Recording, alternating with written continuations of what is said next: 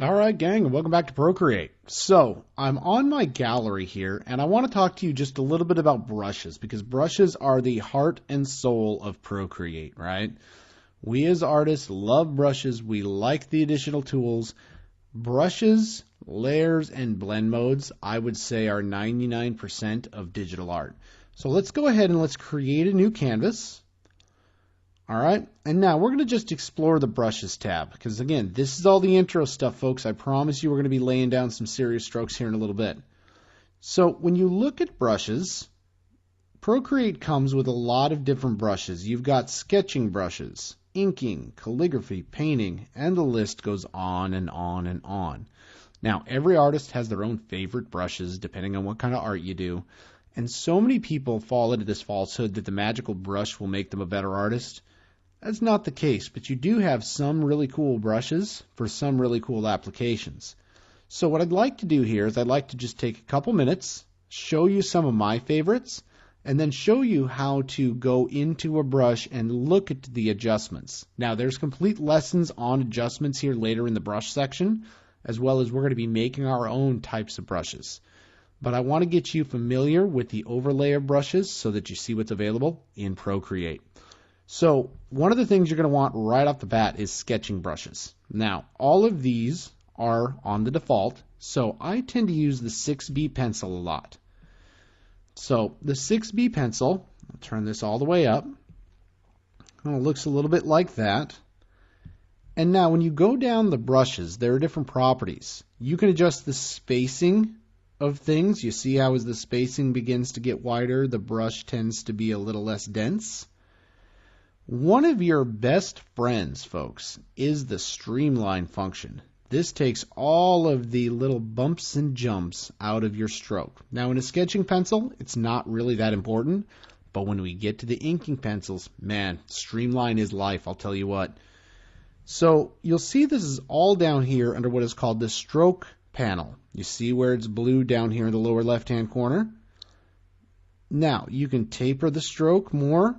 You see how that begins to adjust a little bit. You see how it's getting a little less opaque. You could also adjust the opacity and the size. We'll talk all about that in brush adjustment. What I need you to understand right now is that there are adjustments for every type of brush. Now, there's the shape panel. There's the grain panel. We're going to be talking about grain here in just a second. The dynamics of a brush are important. You can even control how your Apple Pencil moves. So you see this pencil option. If you tilt the Apple Pencil, you can set a brush up to respond to the tilt of the Apple Pencil. The General tab, which I think is probably one of the first ones you should touch, we'll again talk about this in brush adjustment. And one of the most exciting things here, folks, for Procreate, you got to get this through your head here. There's two variables to every brush. Every brush has a shape source. So this is a rectangular shape source, and Procreate comes with a library of different shape sources. So let's go ahead and tap on that.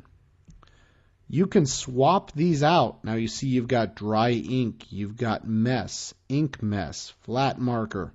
There's a lot of different ones. We're going to be using a lot of these when we go into actually making brushes. So just know that the panel exists right now, see what's available, and then we'll work on them and work with all of these later.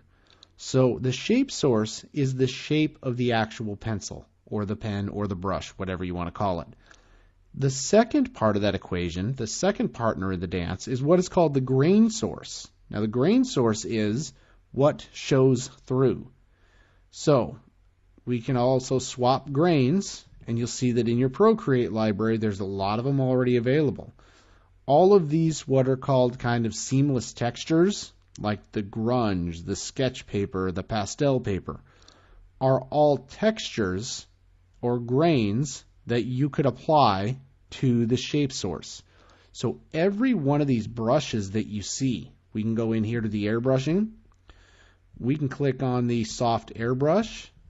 And we can look at the shape source and the grain source. You see there's no grain. It is a flat white. And the shape source is that nice faded type of circle. So I'm going to show you how to make one of these later in the brush lesson. So stick with me. Just know it exists and know that with every brush you have both shape and grain. So again, along the bottom, here's all the different adjustments you can make. And it is the unique combination of these that creates these really cool brushes. Now, if you're interested, let's say you're in sketching and you want to add a brush. I'm just going to show you this because you can't resist playing with it. Go ahead and hit the addition. It'll give you an untitled brush. You can call this trial 1. And now you pick a shape.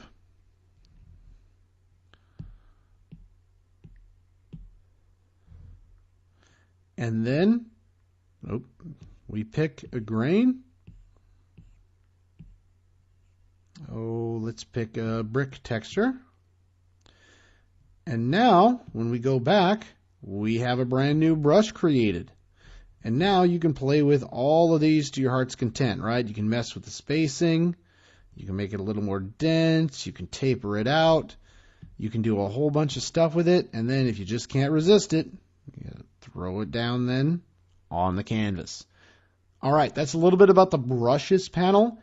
This is the 10,000-foot view. There are 5 or 6 other lessons on brushes that we're going to get to later in the course, but I want to get you started moving and putting some ink down on the page. All right, folks, we'll see you in the next lesson.